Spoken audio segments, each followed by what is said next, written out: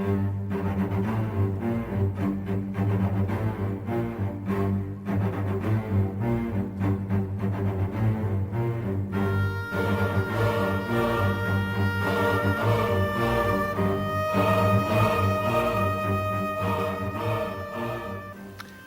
welcome to GameSpot. I'm Sam Parker. Today we're going to talk about Battlefield 1942: The Road to Rome. Battlefield 1942 was one of last year's most pleasant surprises in PC gaming. It was an ambitious design, team-based multiplayer combat with quite a variety of vehicles, including ships, planes, tanks, APCs, jeeps, etc. There was just a whole lot to it. And rather surprisingly, there's already an expansion pack coming out. It's been in development since before Battlefield 1942 came out, so there's been quite a bit of work on it. It's primarily a multiplayer content expansion.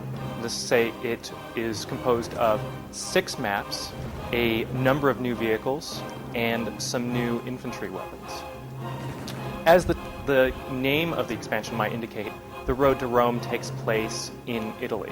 It's during the Italian campaign, which took place during 1943, 1944, and was the site of quite fierce fighting during World War II.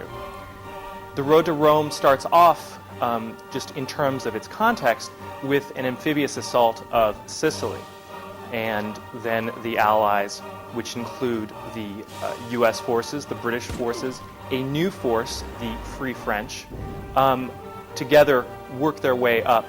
There are 2 Sicily missions and a number that take place in various rolling hill type settings in mainland Italy.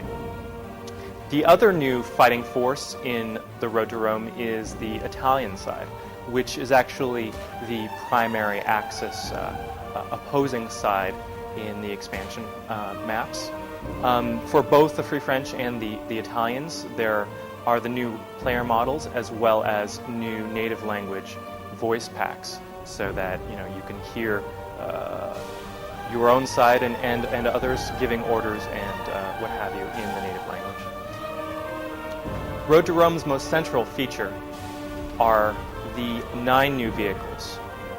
There are 4 new armored vehicles, 3 tanks. The 2 Axis tanks include a German tank buster. It has a heavy cannon, but it's on a turret that doesn't swing very far to the left or the right. And in a very important feature, the top gunner position, the machine gun, is protected. So, whereas in many cases in Battlefield 1942, the top gunner on the tanks was just an easy kill, completely exposed. In the Road to Rome vehicles, the gunner actually has complete or partial armor to surround him. So the other tank is an Italian medium tank, which is quite fast and nimble, which is good to get around the rocky, hilly roads of the game's maps. The new Allied tank is an M3 Grant, which is quite unique in that it has a heavier cannon as the top gun, not a machine gun, and it fires 37mm rounds, so that it can actually do quite a bit of damage against other tanks or vehicles, or some damage against tanks, and can take out both personnel on the ground and planes from the air. The other vehicles in the game include 2 new planes. These are medium bombers, the British Mosquito and a German plane, and both of them are notable in that they can deliver very heavy payloads compared to the light bombers seen in the original 1942. And so they are quite a bit more nimble than the B-17, less nimble than a fighter, of course, but can deliver payloads to remote areas. It's really an important tactic for the maps.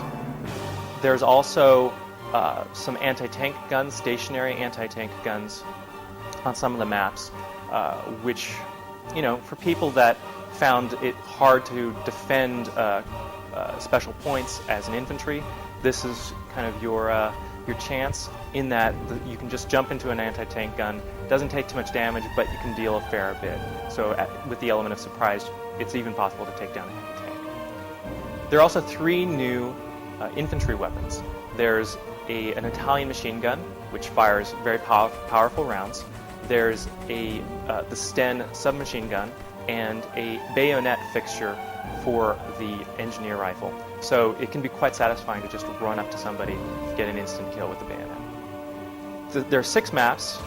They're quite distinct. There's some really neat details in terms of olive trees, Italian villas, the real Italian countryside flavor. As some of the footage you can see behind me, there's lots of detail. They're very expansive, and they're have openings for a lot of new team tactics. The Road to Rome is coming out next month. We'll have some more information as the release approaches.